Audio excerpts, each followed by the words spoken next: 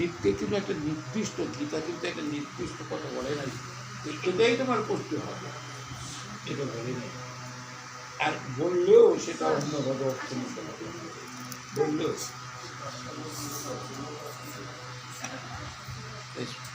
ভগবানের সেই বাক্যে সকলকে আশ্চর্যিত করে। এখন সেই ভগবান কি? ভগবানটা তাহলে কি? আমাদের গীতা শাস্ত্র যদি মান্য করে থাকি, তাহলে সর্বোপনিষদ সার হলো গীতা, উপনিষদ সার হলো গীতা, এবং এরা সবাই পড়তে পারেন, যাদের ইচ্ছা থাকে পড়াটা উচিত, করতাম। গীতা করলে ভগবান শ্রী গোবিন্দ খুশি হন। আমাদের যাবতীয় কর্মটাই তার প্রীতির জন্য, তার সুখের জন্য, নিঃসুখের জন্য না। এই যে আপনারা আসছেন, ভাবেন যে আমি ভাগবত শুনলে আমার পুণ্য সঞ্চয় হবে, আমি ঠিক। শাস্ত্র কিন্তু সেই কথা বলে না। শাস্ত্র বলে তুমি তার পিত্তার্থে, তার সুখের জন্য, তার আনন্দের জন্য তুমি তার কথা শোনো। আনন্দ, তিনি হলেন মহা আনন্দের মহানিকেতন। তাকে যদি জীব কোনোভাবে আনন্দ দান করতে পারে, তার একটা গুণ কি জানেন? তিনি প্রত্যার্পণ করবেন, তিনি আবার আপনাকে আনন্দে রাখবেন। আর যদি তাকে আনন্দ না রাখতে পারেন, নিজের সুখে যদি আমি খুঁজে বেড়াই, তাহলে কিন্তু তার কাছ তিনি আমাদের সুখও দিবে না, আনন্দও দেবে না।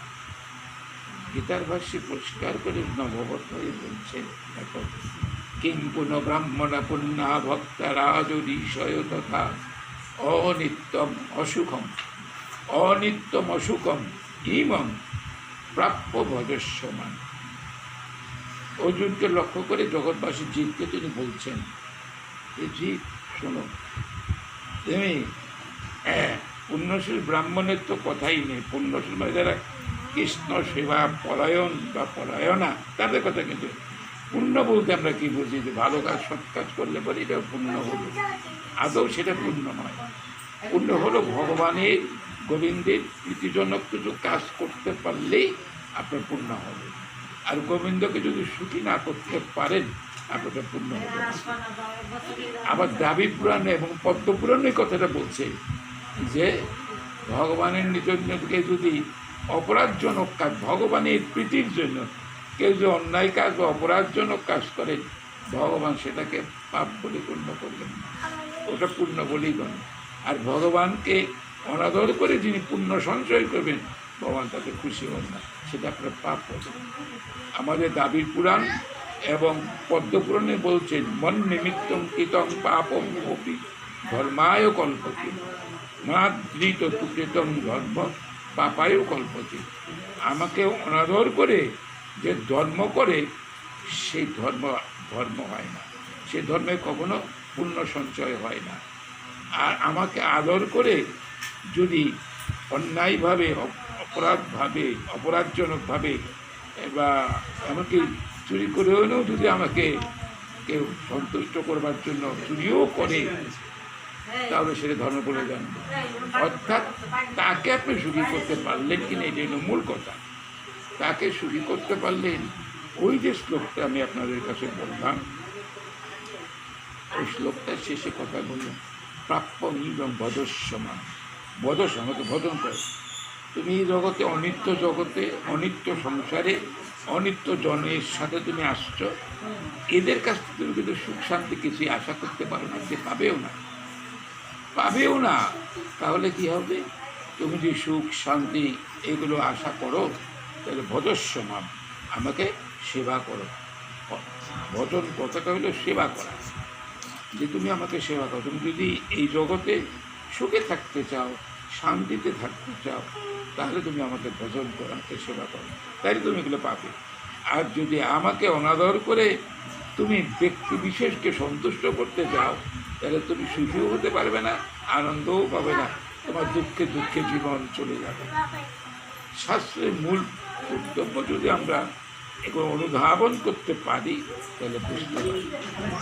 এই যে গরমে দেখেন মাত্রা কি বলছেন, মাত্রা স্পর্শাস্তু পন্থেয় শীতুষ্ণ সুখ দুঃখদা আগম পাইন অনিত্যাং তিতিক্ষস্য ভার। হে ভারত, অর্থাৎ ভরতের বংশধর ভারত কথা সম্বোধন করছে। ভরতের বংশধর তো এই কিন্তু ভারত কথাটা বলছে যে এটা তুমি শীত গ্রীষ্মতে তুমি এত কি করবে না, উত্তেজিত হইও না, এগুলো আসবে যাবে, চিরস্থায়ী থাকবে, সহ্য করতে চেষ্টা করো। এখন আমরা বলবো যে প্রভু এত গরম এত সহ্য করতে পারি না, সহ্য করতে হবে এবং করাটাই কর্তব্য। এই দেখেন যে পাখার বাতাসের জন্য আপনারা উষ্ফিস করতেছিলেন, ঘাম মুছতেছিলেন, আমারও তো তাই অবস্থা, একই অবস্থা। কিন্তু যেই পাখার বাতাসটা কিন্তু স্বস্তি পেলাম, এটা তো ঠিক না। আগেকার দিনে তো এই বিদ্যুৎ বলতে কিছু ছিল না। মুনি ঋষিরা যারা ভক্ত যারা ছিলেন, শ্রীমন মহাপ্রভুর সময় 500 বছর আগেরকার কথা আর কি, তখন এই বিদ্যুৎ বলতে কিছু ছিল না। তখন প্রকৃতির উপর নির্ভর করতে হতো। প্রকৃতি সময় মতো শীত গ্রীষ্ম, তখনকার দিনের লোক ছিল অত্যন্ত পুণ্যশীল, পাপ ছিল না তাদের ভিতরে। প্রকৃতিও ঠিক যে যে সময় যা যা কিছু করার দরকার ঠিক তাই করেছেন। এখন হয়ে গেছে প্রকৃতি উল্টা। কারণ আমাদের পাপের ভার প্রকৃতি যারা ভগবান, এগুলো প্রকৃতির মাধ্যমে ভগবান এগুলো ঠিক করবে। আমাদের যে পাপের ভার আমরা দিন দিন বয়ে চলছি, এই পাপকে তিনি কি করবেন, পাপকে সমূলে বিনাশ করবেন প্রকৃতির দ্বারা। দেখেন এত গরম, বৃষ্টি হয়, গরম ছাড়ে না। আগে তো এরকম ছিল না, আমরাও তো ধরেন বয়স কম হয় নাই, হ্যাঁ, আগে তো এত গরম দেখিনি আমি, এত গরম অসহ্য গরম দেখিনি। কিন্তু এখন যেন অসহ্য জ্বালা হয়ে যায়। এগুলো সব পাপের পর। ধর্ম নাই আমাদের ভিতরে, ধর্ম কিছু বলতে কিছু নেই, ধর্মবোধ নাই। ধর্ম তো বললাম কৃষ্ণকে, প্রাণময় গোবিন্দকে সেবা করলে আপনার ধর্ম হবে। তস্মিন তুষ্টে জগৎ তুষ্ট, পিনিতে পিনিতং জগৎ, পদ্মপুরাণ শ্লোক। যে তাকে যদি আমি সন্তুষ্ট করতে পারি, সমস্ত জগতের লোক তুষ্ট হয়ে যাবে। সমস্ত কথা ব্যক্তিগতভাবে কারো তাকে, কারণ তিনি তো অন্তর্যামিত্ব প্রত্যেক যুগের ভিতরে রয়েছেন। তার অন্তর্যামিত্বকে লক্ষ্য করে আমাদের কথাটা শ্লোকটা বলা হয়েছে যে তাকে যদি সন্তুষ্ট করতে দিতে পারে জগৎ শুদ্ধ লোকে চলে। আর জগৎ জীবকে সন্তুষ্ট করতে গেলে তাকে তো অনাদর করে আসলাম, তাকে সন্তুষ্ট করতে পারলাম, আমি তাদের দ্বারা কোনো শান্তি পাবো বলে। এটাই হলো। আজকে আপনারা শোনেন যে আমি এক গীতা পাণ্ডার কথা বলবো। আমরা যেটুকু পড়ছি অন্যান্য গ্রন্থে, ভক্তমাল গ্রন্থে একরকম, আর এটাও আরেক রকম। এটা আরেক রকম কীরকম, কথাটা ঠিকই আছে কিন্তু ঘটনাগুলো আরেক রকম। এই আসার আগে একটু চোখ দিয়ে খুঁজে দেখতেছিলাম যে আমরা জানি গীতার নবমতে 22তম একটা শ্লোক আছে, এইটা নিয়ে কথা। এটা হলো অনন্য চিন্তয়ন্ত মাং যে জনা পর্যুপাসতে তেষাং, পর্যুপাসন থেকে আমাকে পূজার্চনা করি, তেষাং নিত্যাভিযুক্তানাং যোগক্ষেমম বহামিয়হম। এই শ্লোকটা 22তম শ্লোক। ঘটনাটা কি ঘটছে আমরা যেভাবে পড়ছি বা জানি এইখান থেকে আরেক রকম ঘটনা, কিন্তু মূল একই রকম। একজন উপস্থাপনা অন্যভাবে করতেছে, ভালো, এটা আমি দেখলাম ভালো জিনিস। অর্জুন মিশ্র বলে একজন ভক্ত ছিলেন, অর্জুন মিশ্র, মিশ্র ব্রাহ্মণ। তার উপজীব্য হলো ভিক্ষা। তিনি ভিক্ষা করে সংসার পরিচালনা করতেন, ভিক্ষার উপর নির্ভরশীল, ভগবানের উপর নির্ভর করে ভগবানের নাম নিয়ে ভিক্ষার বেড়েতেন। সেই ভিক্ষালব্ধ বস্তুর দ্বারাই পরিবার পরিজনকে তিনি রক্ষা করতেন, পরিচালনা করতেন। এইখানে বলতেছে এক সময় সেই গীতা পাণ্ডা যেখানে থাকেন সেখানে ভীষণ বৃষ্টি হয়, 7 দিন সমানে বৃষ্টি। আমরা কিন্তু এইটা এখানে দেখি নেই। এটা হলো এখানকার কথা নিয়ে আমি বলছি। হ্যাঁ, আমাদের আমি যে গ্রন্থটা পড়ছি সেখানে কিন্তু বিশেষ জায়গার নাম নয়, এখানে কিন্তু জায়গার নাম দিয়ে দিয়েছে।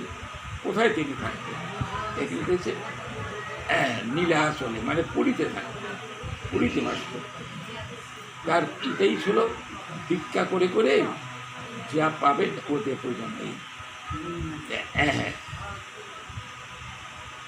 আর তিনি দীর্ঘ সময় গীতা পাঠ করতেন। গীতা পড়লে ভগবান যে এত সুখী হন, অন্য পুরুষদের এত সুখী হন। দীর্ঘ সময় আমরা কাজের ব্যস্ততায় কী করি, তাড়াহুড়া করে 2-4টা শ্লোক পড়লাম, মাহাত্ম্যও কিছু পড়লাম না, তুই এদিকে যান। এত সময় পাবো কোথায়? এত মাহাত্ম্য কোনো মাহাত্ম্য পড়তে সময় লাগে না, আমাদের শেষে মন্য কাজ করলো। কিন্তু এটাই তো আপনার আসল কর্তব্য, এটা হলো মুখ্য, আর বাকিগুলোই গৌণ। বাকিগুলো না করলে পরে হয়তো সংসারে কিছুটা অশান্তি হবে, কথা শুনতে হবে, এটা ওটা, কিন্তু তাতে এই জগতে কিন্তু ভগবানকে যদি সেবা না করতে পারেন তাহলে তো এই জগৎও আপনার জন্য নষ্ট, পরজগৎও আপনার জন্য নষ্ট, অর্থাৎ পরলোকও নষ্ট, দুটোই হয়ে যাবে। ইহ জগতে শান্তি পাবেনই না, ওই পরলোকেও আপনি শান্তি পাবেন, সুখ পাবেন না, কারণ তা তো তাই করেন। এই গীতা পাণ্ডা করছেন, এদের গীতা পাণ্ডা, গীতা পাণ্ডা না, আমাদের অর্জুন মিশ্র নাম শুনছে, অর্জুন মিশ্র। হ্যাঁ, এই গীতা পাণ্ডা দীর্ঘ সময় গীতা পাঠে অতিবাহিত করছেন। গীতা পাঠে ভগবান খুব খুশি হন। দেখবেন যারা মাহাত্ম্য করেন, তাদের লেখা আছে বৈষ্ণব মাহাত্ম্যটা পড়বেন। হ্যাঁ, দুটো মাহাত্ম্য আছে, বরাহর পুরাণের একটা মাহাত্ম্য আছে, খুব অল্প। হ্যাঁ, আমাকে একদিন এক ব্যবসায়ী ছেলে কিন্তু মারা গেছে নাই, তাহলে বরাহ পুরাণ উক্ত যে মাহাত্ম্য আছে ওটা পড়বে, অল্প কয়েকটা আছে, খুব খুব সুন্দর। আর বৈষ্ণব তন্ত্র অনুসারে যে যেটার মাহাত্ম্যটা অনেক বড়, অনেক সময় লাগে। দেখেন গীতা পড়বে, মাহাত্ম্য পড়তে সময় লাগবে, ওটা পড়তে চায় না। আপনার খাবার দিলাম খুব খালি, জলই দিলাম না, এই তো হইল অবস্থা। করি আমরা ঠিকই, অর্থ বুঝতে চেষ্টা করি না যে কি বলছেন এটা, এই যে শ্লোকটা সে কি বলছেন আমি শুনতে চাই। অনন্য চিন্ত কথাটা হলো অন্য কোনো থেকে অন্য কোনো চিন্তা নেই, একমাত্র গোবিন্দের শ্রীপাদ পদ্ম চিন্তা ছাড়া কোনো চিন্তা। তাকে কি করে খুশি করব, তাকে কি করে পরিতুষ্ট করব, এটাই যার একমাত্র লক্ষ্য থাকে, তার কিন্তু অন্য কোনো বড় অভাব মনে হয় না, যে অনন্য চিন্তা অন্য কোনো মন নয়, একমাত্র গোবিন্দের শ্রীপাদ। মান যে জনা পর্য পাশ হতো, আমাকে যারা উপাসনা করে, পূজর্চনা করে, তাদের কি হয়, এসান নিত্যাভিযুক্তানাং, তাদের যে জিনিসটা রক্ষণের দরকার আছে বা যে জিনিসটা আনার দরকার আছে, আমি নিজেই বয়ে নিয়ে আসি। আমরা দেখলাম যে রাজবাড়ির থেকে আসছে, কিন্তু এর কথা তো অন্য হবে, কথাটা বলছে একবার পুরীতে 7 দিন ভীষণ, এখান থেকে যেটা বলতেছি ভীষণ বৃষ্টি, উনি আর ভিক্ষায় দিতে পারেন না, এবং জন্য আর বাড়তে পারেন, এত বৃষ্টি। তো এই কিছু কিছু কিছু কিছু সঞ্চিত যে কিছু ছিল ভিক্ষালব্ধ, কিন্তু আমি অন্য গ্রন্থে সঞ্চয়ের কথা পাইনি, কারণ যারা বৈষ্ণব ভক্ত তাদের কিন্তু সঞ্চয় থাকে না, যেদিন যেটা আসে সেটা এই গোবিন্দের শ্রীপাদ পদ্মে সমর্পণ করে দিয়ে প্রসাদ দুটোটা গ্রহণ করে, কিছু রেখে দেয় না যে আগামীকাল একটু খাবো, কি যদি না পাই তাহলে রেখে দিই। এটা লক্ষ্মী যারা নাকি সংসারী জীব, বিষয় জীব, তাদের জন্য এটা প্রযোজ্য। এটা মহাপ্রভু বাসুদেবের ব্যাপারে বলছে, এটা তো কুটুম্ব শাসন ভরণ পোষণ করতে হয়, অর্থাৎ তাদের সঞ্চয় দরকার। কিন্তু এখানে দেখছে যে ওই অর্জুন মিশ্রে ওই 7 দিন আগে যে সমস্ত ভিক্ষা করে কিছু ছিল, সেখান থেকে কটা দিন চলছে, শেষে আর সব ফুরিয়ে গেছেন ছেলেপেলেরা। সেখান থেকে ছেলেপেলে, আমি যে গন্তব্য সেগুলো ছেলেপেলের কথা নাই, ছেলেপেলেরা ক্ষুধার জ্বালে অস্থির হয়ে গেছে। এখন অর্জুন সে স্ত্রী বলতেছেন যে দেখো তুই বের হয়ে এদের কিছু আনার ব্যবস্থা করো, নয়তো এটা না খেয়ে মরে যাবি। কিন্তু অর্জুন নিশ্চয় ভগবানের বয়সে যোগক্ষেমম বহামি অহম, তার যোগ মানে যা নাই আমি সব এনে দেবো, মাথায় করে এনে দেবো, আর যা আছে আমি সেটা রক্ষা করবো। যোগক্ষেমম বহামি অহম, এই যোগক্ষেমম বহামি অহম কার জন্য কথাটা? আমার জন্য না। আমি বিষয়ীদের আমার চিন্তা হলো কী করে সংসার চালাবো, কী করে সঞ্চয় হবে, কত টাকা পয়সা হবে, কত দালান কোথা হবে, এই চিন্তা আমার ধারণা। আমার জায়গায় এগুলো হবে না। আমার চিন্তা আমরা একবারে গোবিন্দের সেবা পদ্ম সেবা করার মতো যোগ্যতা আমার হবে না, আমি পারবো না। আমি আমার উপরে নির্ভরশীল থাকবো যে আমি কাজ না করলে পরে আমি যদি দোকানে না যাই তাহলে আর আয় হবে না, ছেলেপুলে না খেয়ে পড়বে, এই কিন্তু চিন্তা ধারণা। কিন্তু এই চিন্তাটা তাদের জন্যই থাকবে যারা কোন বিষয়, যারা ভাবেন যে আমি তো আয় করবো, আমি যদি আয় না করি সংসার চলবে কী করে? আমি যদি আয় না করি, উপার্জন না করি, সংসার চলবে কিছু? এটা স্বাভাবিক সকলেরই কথা যে আমি ঘরে অলসভাবে বসে থাকবো আর ভগবান আমাকে বয়ে নিয়ে আসবে, এটা কি হয় কখনো? আমাকে কাজ করতে হবে। গীতা ভাষ্যে দেখবেন সর্বকর্মাণি সদা কুর্বন মহৎ ব্যাপার্য, আমায় আশ্রয় করে সব কর্ম তুমি করো, সব কর্ম করে আমাকে আশ্রয় করো, আমার একটা সম্বন্ধ রেখে করো। হ্যাঁ, আপনার যোগক্ষেম তিনি বহন করবেন কখন? আপনি যদি সর্বত্রভাবে দেহ মন প্রাণ গোবিন্দের সেবা বন্ধে সমর্পণ করে দিতে পারেন, হ্যাঁ প্রভু আমি তোমার চিন্তায় থাকলাম, তুমি যা করার করবে, আমি আর তোমার চিন্তা ছাড়া অন্য কোনো চিন্তাই করব না। তুমি যাদের পাঠিয়েছ তোমার জনকে তুমি কিভাবে রক্ষা করবে তুমিই জানো, এটা আমার চিন্তার ব্যাপার নয়। এরকমভাবে যদি গোবিন্দের শ্রীপাদ পদ্মে কি প্রার্থনা জানাতে পারে, একেবারে তার উপর পরিপূর্ণভাবে নির্ভর করতে হবে, নচেত হবে না। কিছু দিলাম কিছু রাখলাম, কখনো হয় পরিপূর্ণভাবে আত্মসমর্পণ, প্রভু আমার আর কিছু করণ নেই, তুমি যা করবার করো। আদৌ তো দেখবেন মানুষ চেষ্টা করতে পারে, কিন্তু চেষ্টায় যে সুফল আসবে বা কুফল আসবে বা আমার অভিষিক্ত ফল আসবে, কেউ কিছু করতে পারে। তখন স্ত্রী বারবার ভারী ভারী বলতেছেন ছেলেগুলো না খেয়ে মরে যাবে, তুমি বেরো। উনি গীতা পাঠি করতেছে, উনি গীতা পাঠি করে, উনি ভগবানের উপর নির্ভরশীল যে ভগবান একটা ব্যবস্থা করবেনই করবে, আমি চিন্তা করে কি করব। অনুকূল ঠাকুর বলছেন ভাবছ বসে চলবে কিসে, তুমি ভাববা, তোমার ভাবনা তিনি ভাবছেন, তুমি ভাবো তাকে। সুন্দর কথাটা দেখুন, আমি আমার জন্য ভাবনা করে কি লাভ করবো, তুমি ফল হবে না, আমার শত চেষ্টা ব্যর্থ হবে, বিফল হবে, কিন্তু তিনি যা করবার ঠিক তাই করবেন, আমি চেষ্টা করে কিছু করতে পারবো না। তবে যারা সংসার নিয়ে ব্যস্ত থাকেন তাদের চেষ্টা করতে উপায় নেই, কারণ আপনি তো সম্পূর্ণভাবে আত্মসমর্পণ করতে পারছেন না, অতএব আপনাকে চেষ্টা করতেই হবে। আর যদি সেইভাবে রাখতে পারেন তাহলে তিনি তার ব্যবস্থা করবেন, তিনি তার ব্যবস্থা করবেন। যেটার ভাষ্য তো কখনো ভুল হয় না। যাই হোক, এখন এখানে যা বলতেছে যে রাগ করে অর্জুনকে না খেয়ে আছে, উনি অর্জুন গীতাটা টান দিয়ে এনে ওটা কি করছে, কেটে দিয়েছেন, এরকম গীতার দাগ দিয়ে কেটে ফেলছে, দূরই হয় না খেয়ে আছে। তো ক্ষুধার জ্বালা কি করবে, যে ভগবান যে এই কথাটা লিখছেন এত এই কথাটা কেটে দিচ্ছেন, ওনার গৃহীতে, অর্থাৎ অর্জুন মিশ্রের স্ত্রী এই কাজটা করবে। অর্জুন মিশ্রের কিছুই বলবেন, উনি নিজ বসিয়ে আছেন ভগবানের চরণ ধ্যানে গীতা পড়তে ইচ্ছে হলো। তারপরে কি হলো,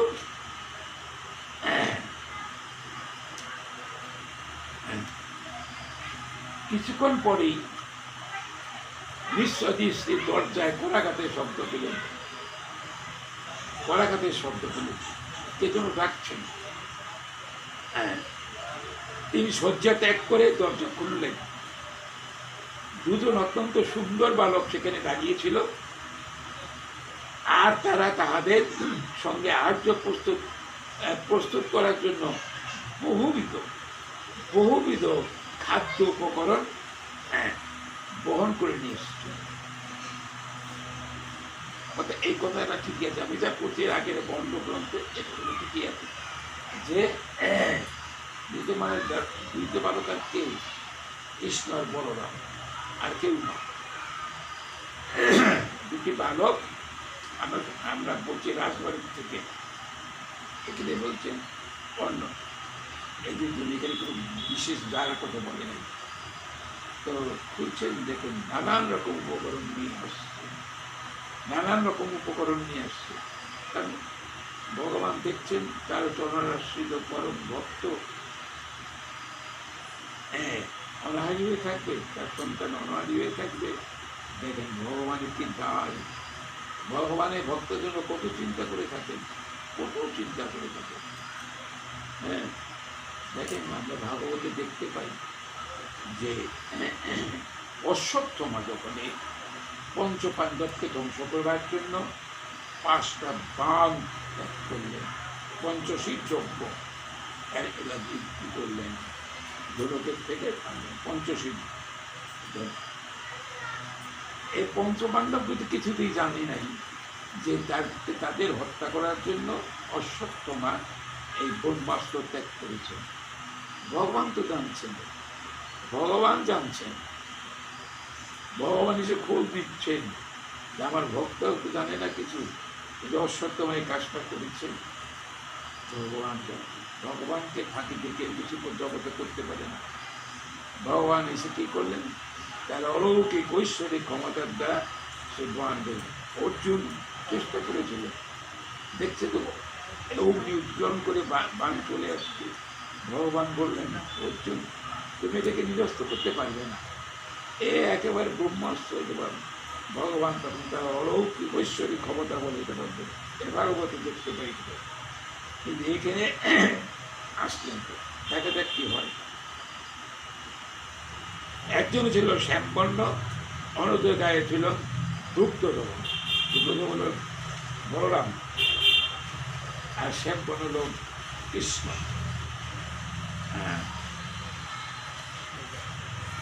কৃষ্ণবর্ণ বালকটিকে বললেন, দয়া করে এই খাদ্য সম্ভারগুলি নিন। গীতা পান্ডার কোনো মিত্র এইগুলো পাঠিয়ে দিয়েছে, মানে তার কোনো বন্ধু এগুলো ভগবান নিজে বয়ে নিয়ে আসছেন। তার বললেন যে তার কোনো মিত্র এটা পাঠিয়েছে, আমি নিয়ে আসছি।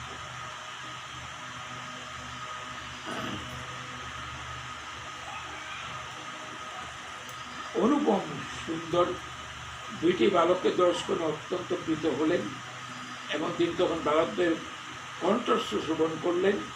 তখন তাহার হৃদয়ে আনন্দে পরিপূর্ণ হল। তিনি তাহাদের প্রতি গভীর স্নেহ প্রীতি অনুভব করলেন, এবং তাহাদের আহার্য প্রস্তুত করা পর্যন্ত অপেক্ষা করতে পারেন, যে আমি পাক করতেছি, ভোগরাগ দিচ্ছি, ভোগরাগ দিয়ে তোমরা এখানে সেবা করে দিও। দেখেন এইটা কিন্তু আমি এইভাবে পাইনি। এই কথাগুলো ঠিকই আছে। এখন বলছে যে দেখুন আমরা যে সেবা করবো, আমি কৃষ্ণ বলতেছেন যে আমি যে সেবা করবো, কী করে সেবা করবো? আমার জিহ্বা কেটে দিয়েছেন, আমার জিহ্বাটা কেটে দিয়েছেন, আমি সেবা করবো কী করে? আর আমি অন্য গ্রন্থে বলছিলেন অর্জুন বসে নিজেই কাটছেন। হ্যাঁ, তারপরে তার পিছন দিয়ে দিয়ে রক্তের ধারা বলছেন, যেমন বলছিলেন ব্রাহ্মণীকে, দেখুন আপনার স্বামী এত নির্দয়, যে এই এত সম্ভার বইতে পারি না, এই জন্য আমাদের পিছনে এরকমভাবে চাবক মানে আমাদের বেশ রক্তাক্ত হতো। এখন ব্রাহ্মণ দেখুন আমার স্বামী এতটুকু নির্দয় না, এটা তো হতে পারে না। আমি অন্য গ্রন্থে পেতে করে, আর এখানে বলতেছি এই কথাটা, উপস্থাপনটা আলাদা একটা অন্য ধরনের, যে আমি তো খেতে পারি না,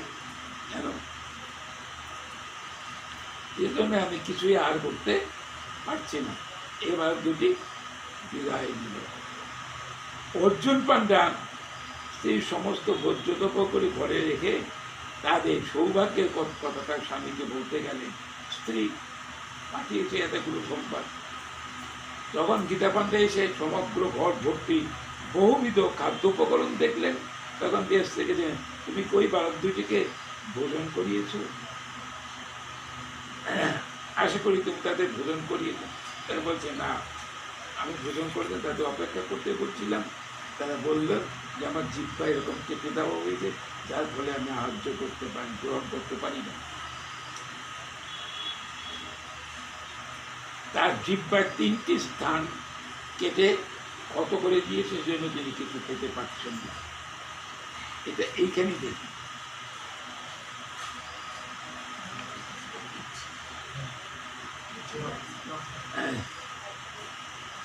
অর্জুন বিষয় তো বুঝতে পারলেন যে ঘটনাটা কি হইল। তখন তিনি ওই কৃষ্ণ বালক ভগবান ব্যতীত অন্য কেউ নয়, স্ত্রী 3বার কেটেছিল ওই শ্লোকটাকে, তার এই জন্যই কথাটা বলছে। আর আমি যে ভক্তমালতন্ত্রে যেটা পেয়েছি সেখানে ওই দাগ, 3টে দাগ, কাটানো দাগ। তো যাই হোক, উপস্থাপনা কি জন্য গেছিল বলে তো সেটাও ভালো ভালো।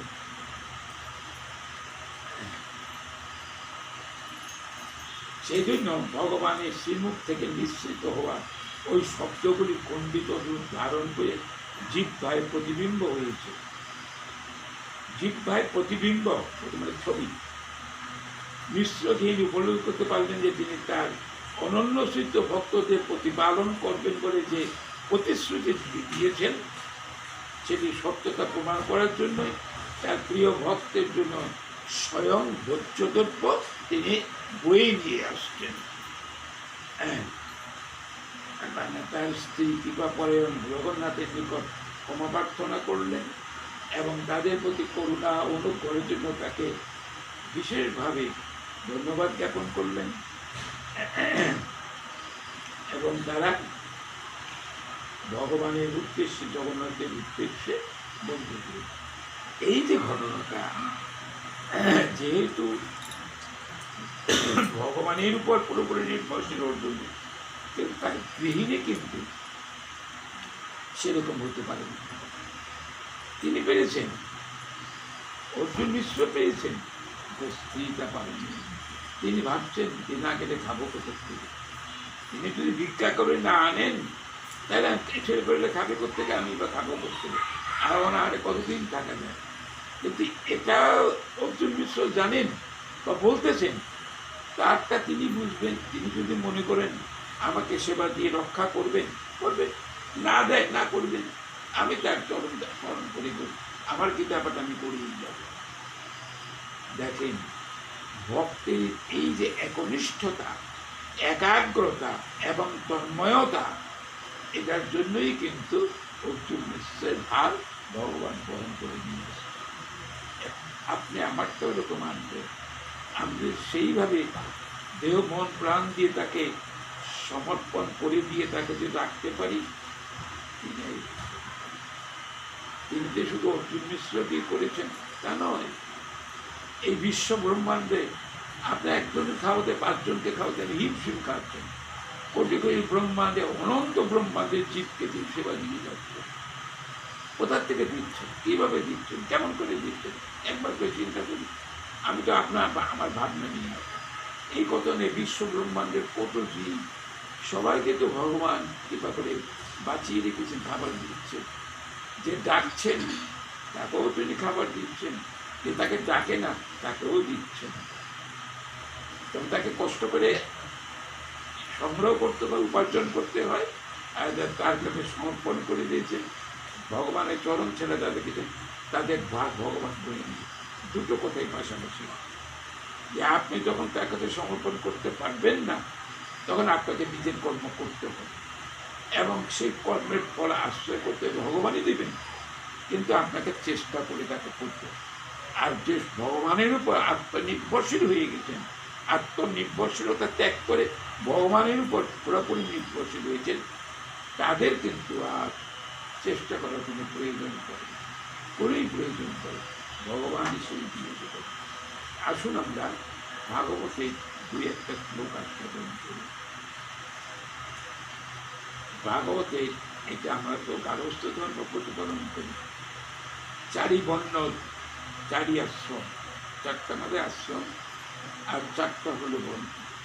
বর্ণ বর্ণ বলে ব্রাহ্মণ, ক্ষত্রিয়, বৈশ্য, শূদ্র, চারটা বর্ণ। আর চারটা আশ্রম হলো ব্রহ্মচর্য, গার্হস্থ, বানপ্রস্থ, সন্ন্যাস। চৈতন্য চরিতামৃতে আছেন চারি বর্ণাশ্রমে, চারটা বর্ণ, চারটা আশ্রম। যদি কৃষ্ণ নাহি ভজে, স্বধর্ম করিয়াও সেই রৌরবী নরকের, রৌরব একটা নরকের নাম, ওদের জীবকে খুব কষ্ট দেয়, সেখানে জীবকে খুব কষ্ট দেয়, সেখানে ঢোকায় জীবকে ঘামিয়ে ঘামিয়ে চিৎকার করতে শুরু করে। এটা রৌরব নামক নরক। হ্যাঁ, অনেক নরক আছে বুঝে। হ্যাঁ, যমদণ্ড সেইভাবে দেয়। এখন কথাটা হলো যে আমরা যারা গৃহস্থ ধর্মে আছি, গার্হস্থ ধর্ম আছে, ব্রহ্মচর্য না গার্হস্থ ধর্ম, আমাদের একটা বিশেষ বিশেষ ইয়েতে আমাদের প্রথম ধর্মটাই হলো কি পঞ্চসুয়া যজ্ঞ করতে হয়।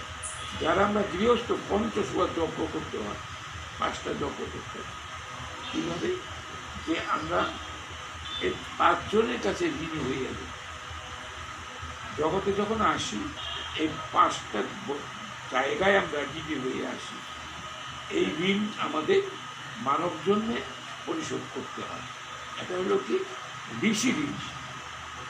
ঋষি ঋণ, ঋষিরা যে গ্রন্থটি রচনা করেছেন, সেই ঋষি পরিত গ্রন্থ যদি আমি পড়াশোনা না করি, অধ্যয়ন না করি, তাই ঋষিদের কাছে যে ঋণ, এ কোনো ঋণ শোধ হবে। সেই জন্য যে গীতা পড়লাম, আপনি গীতা পড়বেন, যতটুকু পারেন পড়বেন, তাতে ঋষি ঋণ পরিশোধ হবে। ঋষি ঋণ আর হলো দেবঋণ, দেবতাদের সে যজ্ঞ করতে হয়। দেবতা তো হবি বলছি, দেবঋণ। তার দেবতারা আমাদের সময় মতো গীতা 4th অধ্যায় ভালো করে পড়ে দেখবেন, 2য় অধ্যায় পড়ে দেখবেন, তারা বৃষ্টিপাত দেয়, এটা ওটা সব কিছু করে।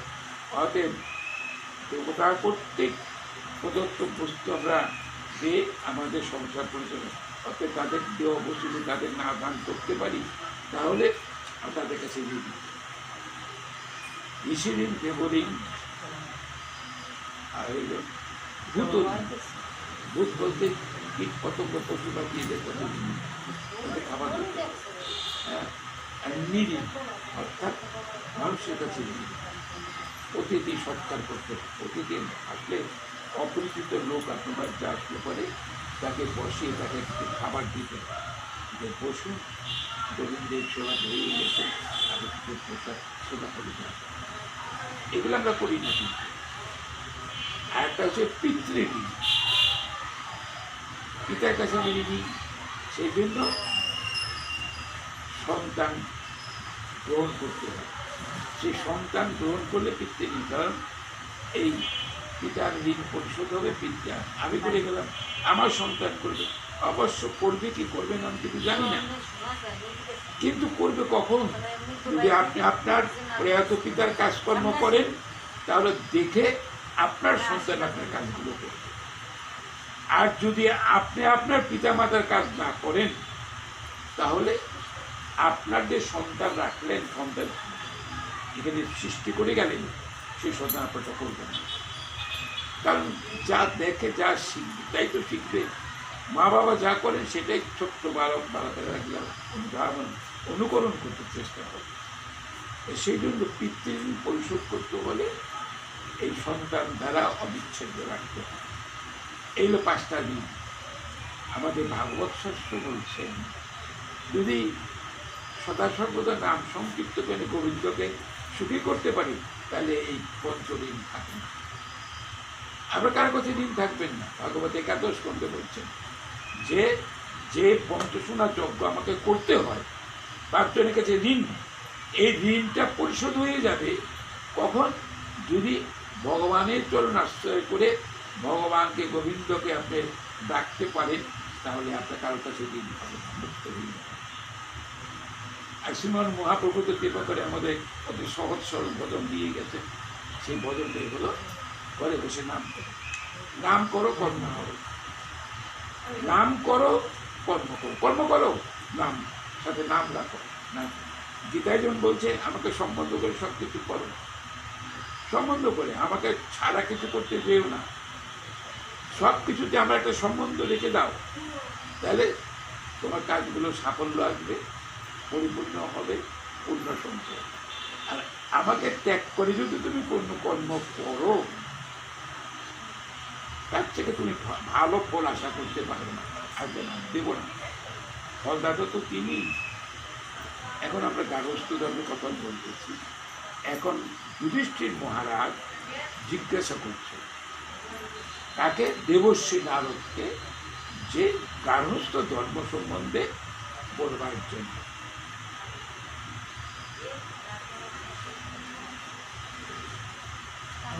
ভাগবতের সপ্তম স্কন্ধ।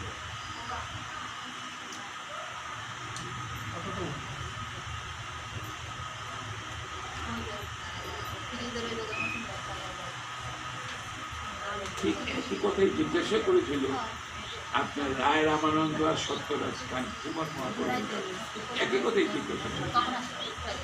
এখানে কি বলছেন? শ্রী যুধিষ্ঠির ধর্মরাজ যুধিষ্ঠির নারদের কাছে, দেবশ্রী নারদকে বলছেন, গৃহস্থ এতাং পদবী বিদিনা জেন অঞ্জসা,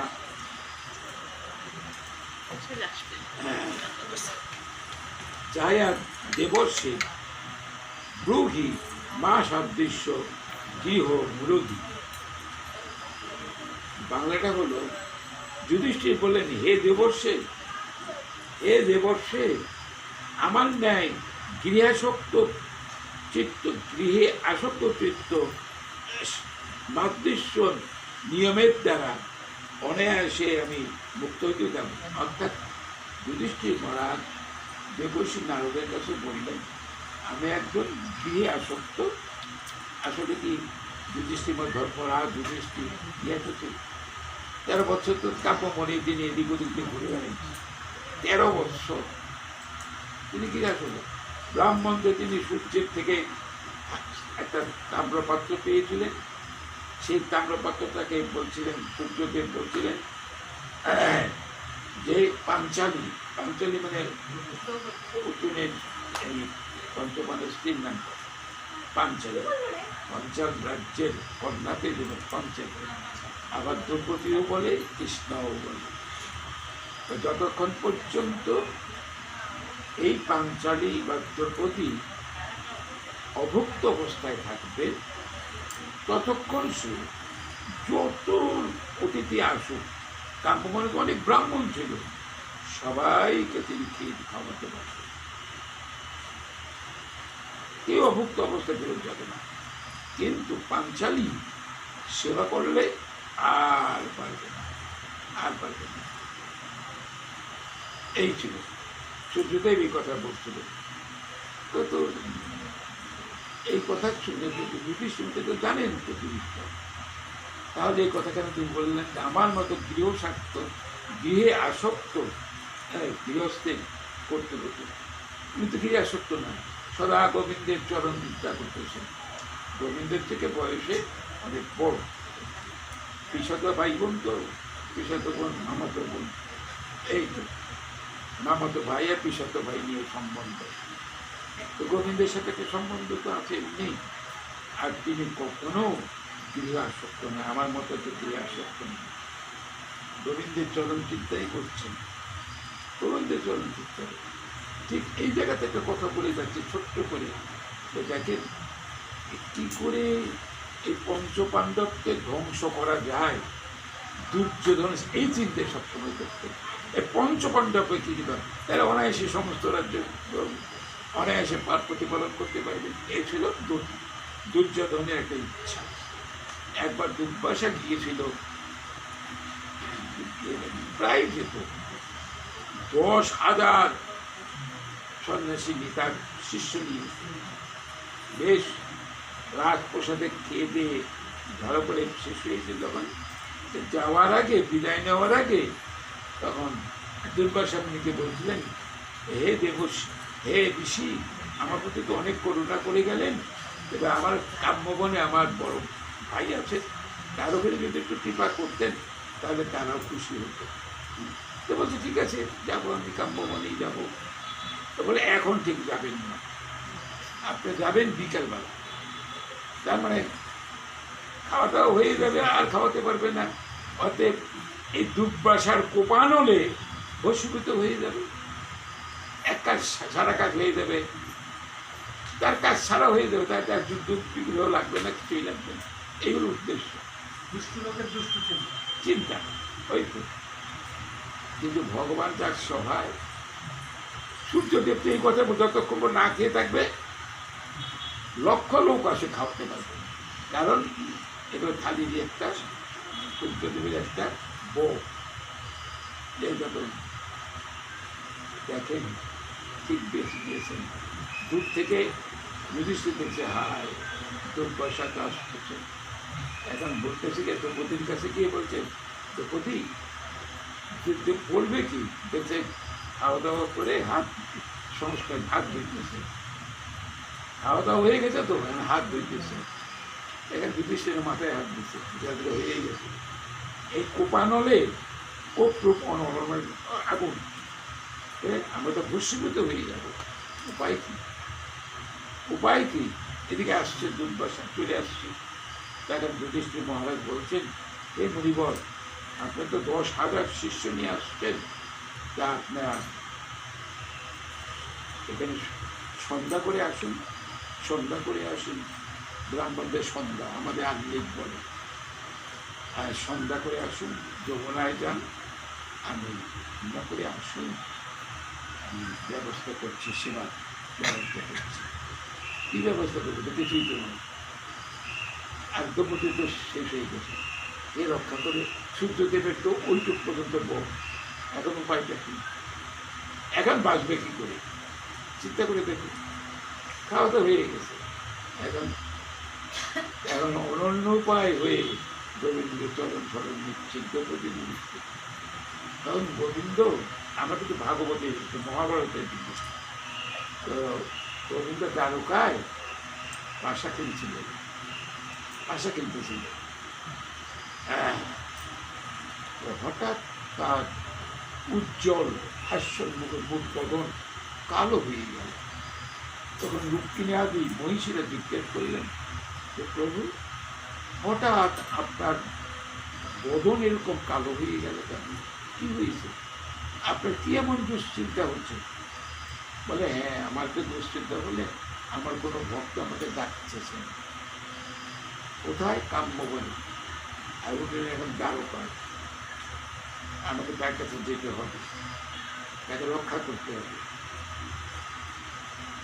দেখেন চলে আসলেন, কোথায় কাম্যবন আর কোথায় দ্বারকা, তো ভগবানের তো কোনো অসুবিধা নেই, চলে আসলো, এসছে, আসার পর আসার সাথে সাথে বলছি দ্রৌপদীকে, দ্রৌপদী আমার কিছু খাবার করো, আমি বড় ক্ষুধার্ত, দীর্ঘ পথ অতিক্রম করে আসছি, আমাকে একটু খাবার দাও।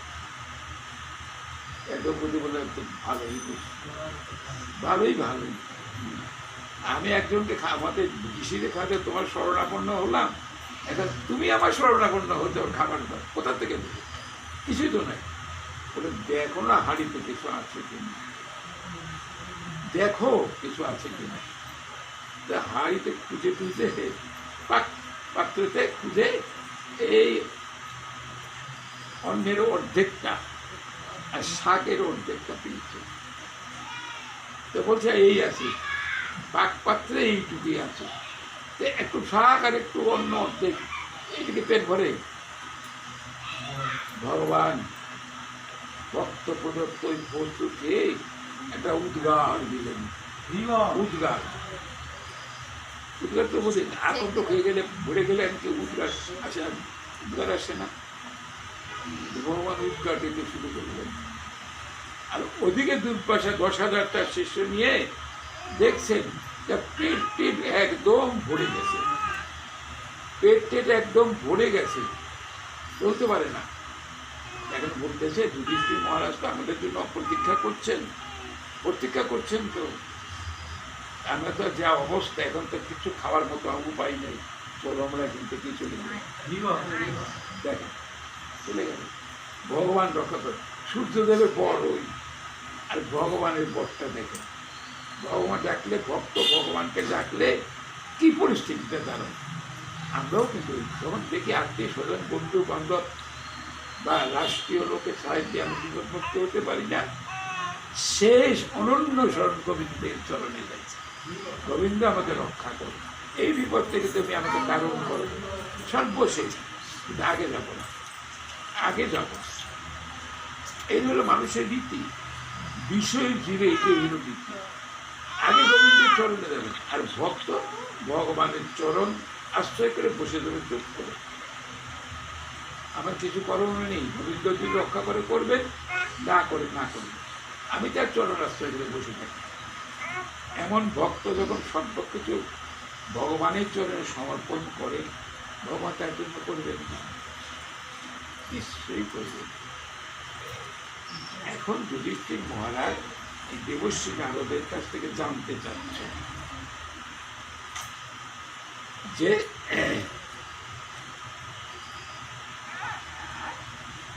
কি নিয়মটা পালন করলে আমি এই সংসার আসক্তি থেকে মুক্ত হতে পারবো, আপনি কৃপা করে বলুন। যুধিষ্ঠির মহারাজ জানেন, সবই জানেন, তবু কিন্তু দেবশ্রী পাঠকে জিজ্ঞাসা করছে। সেই নারদ বাচ, নারদ এখন বলতেছেন, গৃহেষু অবস্থিত রাজন ক্রিয়া কুর্বন যথোচিতা বাসুদেব অর্পণম and সাক্ষাৎ উপাসিত and মহামুনি। যুধিষ্ঠির মহাশয়ের প্রশ্নের উত্তরে দেবশু বলছেন, ঠিক, কারণ বাংলা না বলে তো আপনি বুঝতে পারবেন না, এই বাংলাটা বলছি। হে রাজন, গৃহস্থ ব্যক্তি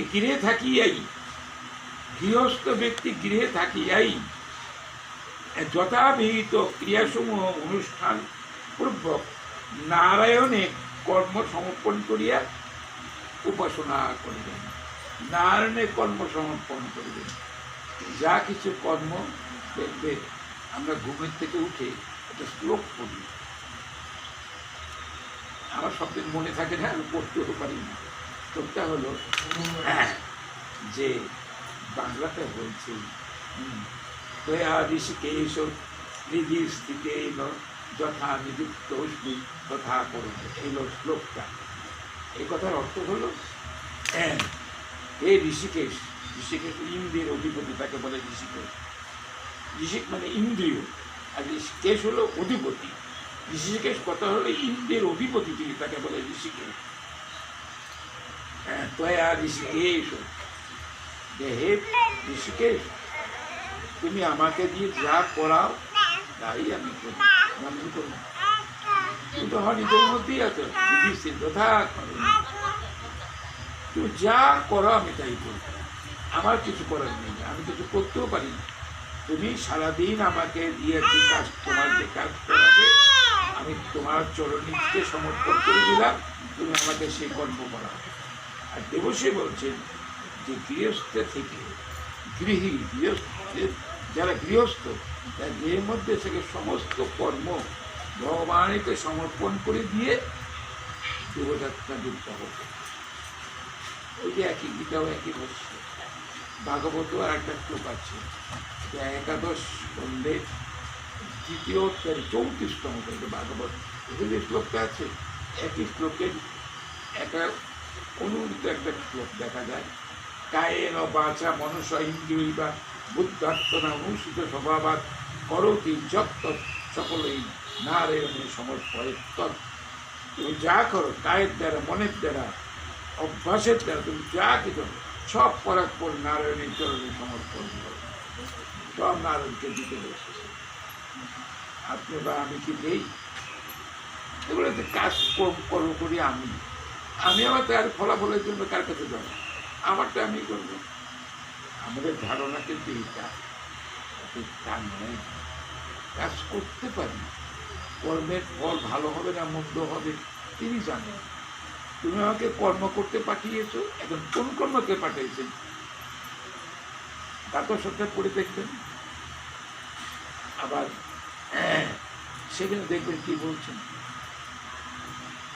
সেখানে কি বলছেন, দেখো তুমি যা কিছু করো, তুমি যদি কিছুই করতে না পারো তোমার কর্মফল আমাকে সমর্পণ করো। কর্মের ফল আশা করো না, ভালো হবে কি মন্দ হবে, আবার আশা অনুরূপ হবে কি হবে না, এই চিন্তা করো না। তুমি আমার সমস্ত কর্মের ফল সমর্পণ করে দাও। অর্থাৎ তুমি কর্মটা করে যাও, ফলের আশা করতে যেও, ফলের আশা করতে যেও না। কর্মণি অধিকার হতে মা ফলে এসো কথা আচরণ, মা ফল হেতু ঘুমাতে সমস্ত কর্মণি। তুমি কর্ম করো, কর্মর্জন জগতে আসছো, তো কর্মটা আমার কর্ম করো। তুমি কিছুই না করতে, পূজা অর্চনা এটা ওটা কিছুই যদি না পারো, ঠিক আছে, তুমি যে কর্মটা করো, কর্মের ফল আমাকে সমর্পণ করে দাও। তুমি যে কর্ম করতেছ সেই কর্মটা ফলাশক্তি ত্যাগ করে আমাকে দিয়ে দাও। তো প্রভু তুমি যা করবার করো, আমি তোমার চরণে শরণাম, সমস্ত কর্মফল তোমাকে দিয়ে দিলাম, যেটা ভালো মনে করো করো। ভালো করলেও ভালো, খারাপ করলেও মনে করে দূর আমার কর্ম খারাপ, আমার ভালোটা আসবে করছি, আমার তো কর্ম খারাপ। কর্ম বা খারাপ হয় কী করে? কৃষ্ণবদন না করলেই কর্ম খারাপ হয়। আপনি যত পুণ্য করুন করেন, যত কিছু শূন্য হয়ে যাবে, কিছুই হবে না। তুমি ভগবান তুষ্ট, এই জন্য বললেন তুমি যদি কিছুই না পারো, অন্তত কর্মফল আমাকে সমর্পণ করে দাও। কর্মফল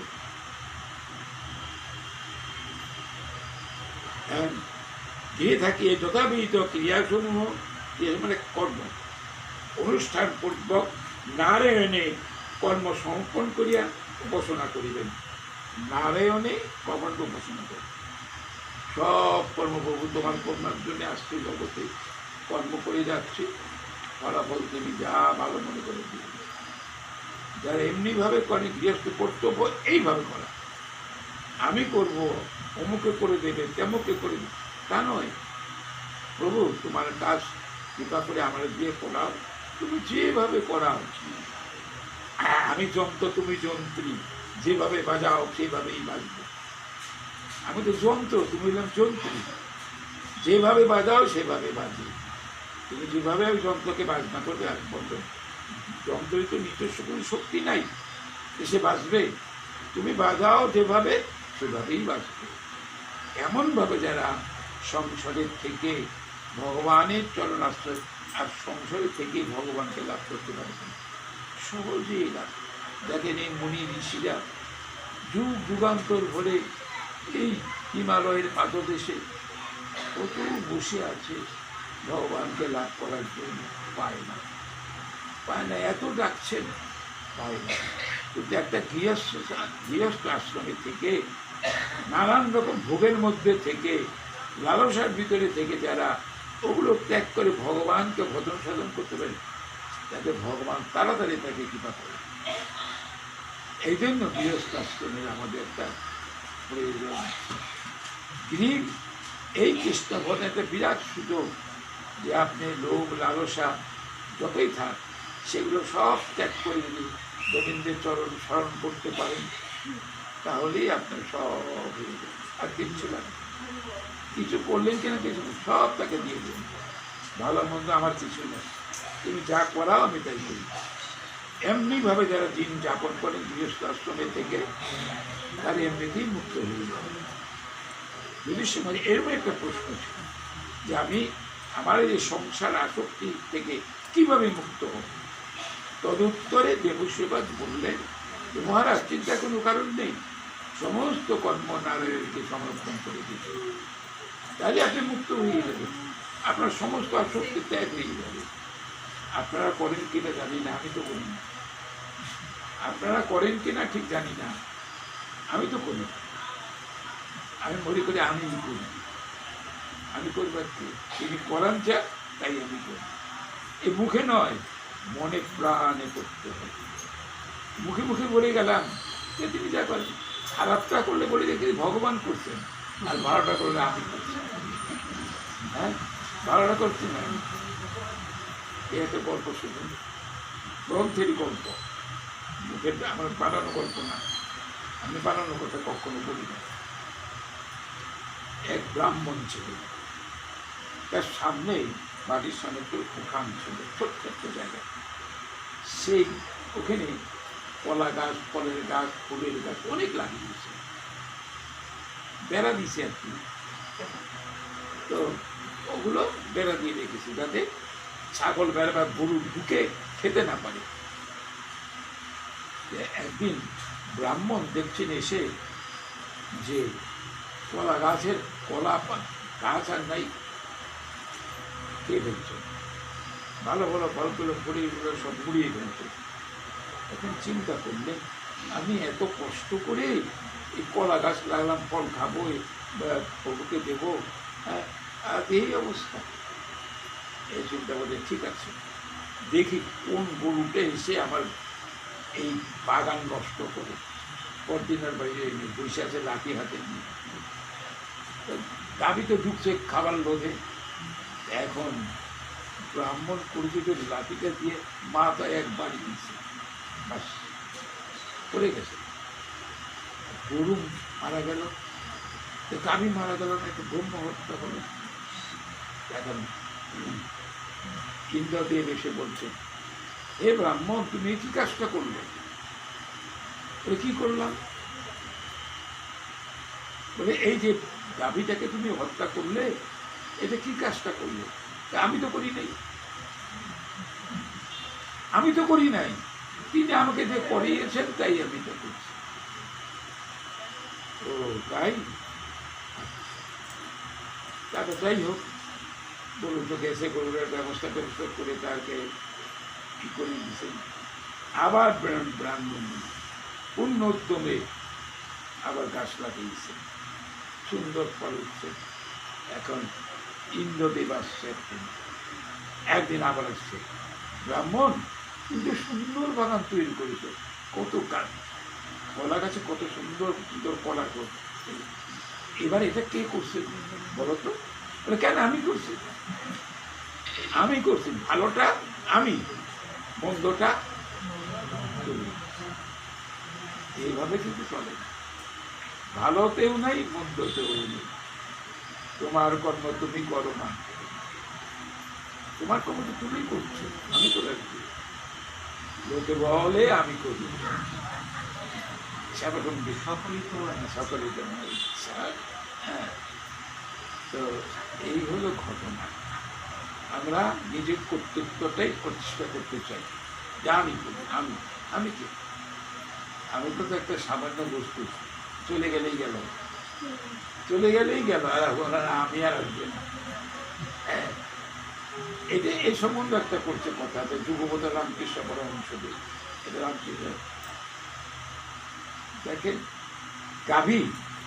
গাভীরে যত খাবার দেন খাবে, না করবে না। হ্যাঁ, আর ক্ষুধা লাগলে আম্বা আম্বা আম্বা আম্বা করতে, আম্বা করতে, ক্ষুধা লেগে গেছে। আচ্ছা, গৃহস্থ খাবার দিলে পরে এখন ভাবতেছেন, ভগবানকে তো স্মরণ নেয় না, দাবি ভগবানের কিছু নেই, কি চোখ দেব না, সে ভগবান নাম স্মরণ করতে পারবে, উপমা দিচ্ছে আর কি। অর্থাৎ জীবিত থাকতে সে ভগবানের নাম আর স্মরণ করবে, গাভী আর ভগবানকে স্মরণ করবে কি করে? কর্মফল যে একটা পশু দেহতে এসে তো, কিন্তু গাভী তো ভগবানকে ডাকতে পারে না, তবে পশু পাখি ভগবানকে ডাকে, আমরা আমাদের ভাষার দ্বারা শুনতে পারি না, বুঝতে পারি না। গাভী ডাকে না। এখন গাভীটা মরে গেল, তো নারী ধুরি দিয়ে কি করছেন, কি হয় জানেন? ওই কোন দোকান আছে না, যারা ওদের ধুনা তো ওই ধুনা করে যে ইটা থাকে না, এটা গরুর নারী পরীক্ষিকা হয় এরকম কোন জায়গায় ধুন কর ঘুরাই তুলা ঢালে না লেপ বানানো হ্যাঁ হ্যাঁ হ্যাঁ, ওই যে এটা কি, এটার মধ্যে যে নারী শুকায় আছে এটা কি থাকে না ওর মধ্যে বাড়ি দেয় তো হ্যাঁ, তারপর তুল আসেন কি হয় তখন এতক্ষণ বলছে আম্বা আম্বা এখন বলছে তোম তোম তোম তো বোঝাচ্ছে যে তোমার এতক্ষণ পর্যন্ত তুমি আমি করছো আর এখন মরে যাওয়ার পর তোমার বলতেছে তাই না আমাদের ওটা চাই জীবিত থাকাকালীন সুস্থ থাকাকালীন সবল থাকাকালীন ভগবানকে ডাকবো না ঠিক আছে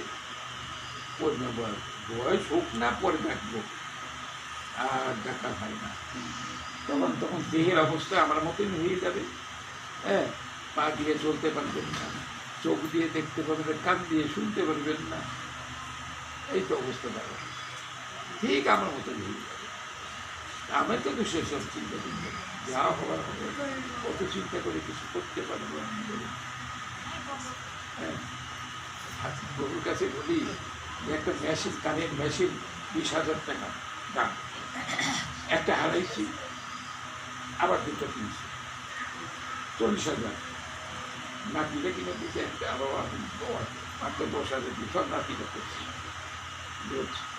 ছেলে না এই নাতিগুলো করছি এখন তার ভিতরে আবার আরেকটা নষ্ট হয়ে গেছে বাংলাদেশি মেশিনের কাছে 20,000 টাকা দাম আপনি আমাকে সংবাদ দিচ্ছে যে বাবু আপনার ভাউচারটা নিয়ে আসেন আর খাপটা নিয়ে আসেন তার মধ্যে ভালোই পাবো কি পাবো না নতুন দেবে কি দেবে না বেশি দিন হয়নি একটা 2 বছর হয়ে গেছে আর একটা বোধ কয়েক মাস হয়েছে পাবো কিনা জানি না দিবে কিছু একটা রিপ্লেস করবো হয়তো কিছু টাকাও দিতে পারবো জানি না কি করবে কারণ এটা একটা ওয়ারেন্টি থাকে ওয়ারেন্টিতে থাকে তো কয়েক বছর তো জানি না 1 বছরও হয়নি কি হয়েছে জল ঢুকছে জল ঢুকবে কোন থেকে একটা তো ঠিক আছে ছেলে তো দুটোর মধ্যেই জল যাবে বৃষ্টিতে ভিজতে ভিজতে জল যাবে বাইরে নেই কি করলে গেছে আমি তো সেইভাবে সতর্কভাবে করি যে এত দাম একটা তো এখন যদি এরকম ঘন ঘন মেশিন নষ্ট হইতে থাকে কতবার কিনবো তখন তো বসে থাকতে হবে তখন আর বসেই থাকতে হবে তখন আবার ডাকলে আপনার পাবেন না কারণ তো শুনি না কিছু কানে না শুনে বলবেন এমনি আপনার সামনে বসে বসে এরকম কিন্তু দূরের কথা শুনতে পাবো না একটু দূরের কথা কাছাকাছি শুনতে নেই কিন্তু সেটু গোবিন্দ রাখছে একজন একেবারে মানে শ্রবণ শক্তি একেবারে নিয়ে যায়নি কিছুটা ঢুকেছে ভোগ করো দেখো কেমন লাগে সময় থাকতে তো শোনো নেই আমার কথা আমার এই বীর্যময়ী প্রেমময়ী কথা সময় থাকতে শোনো নাই বলোও নাই এখন দেখো কিরকম মানে চিন্তা করো ভাবি আমার কর্মক্ষণ সময় থাকতে তা করতে পারিনি তখন তো সংসারে ব্যস্ত ছিলাম ও পরবর্তী শান্তি থাকবো সুখে রাখবো ওই চিন্তা ব্যস্ত ছিল তার চিন্তা তো করতে পারি না তবে সকলের কি হয় প্রায় লোকেরই এখন দেখা যায় কানের সঙ্গে কম প্রায় শ্রবণেন্দ্রিয় একটা শক্তি তো দরকার এই শক্তি নষ্ট হয়ে আপনাদের যেন এইটা না হয় তো উঠাতে পারতো না কোনো যে আপনাদের জন্য এগুলো না হয় সমস্ত ইন্দ্রিয় একাদশ ইন্দ্রিয়ের ভিতরে সবচেয়ে দুটো খুবই একটা প্রয়োজন একটা হলো দৃষ্টি শক্তি একটা হলো শ্রবণ শক্তি এই দুটো জিনিস ভীষণ প্রয়োজন এই দুটোর একটা নষ্ট হয়ে গেলে পরে আমার জীবন ব্যর্থ আপনার জীবন ব্যর্থ বলে একটা আছে চলচ্চিত্র চলে না থাকলে বসে করা যায় শোনা যায় সব কিছু কিন্তু আপনি যদি কানে নাই শোনেন চোখে নাই দেখেন তাহলে কোথায় যাবেন কি বা শুনবেন কি শুনবেন কিচ্ছু কথা হচ্ছে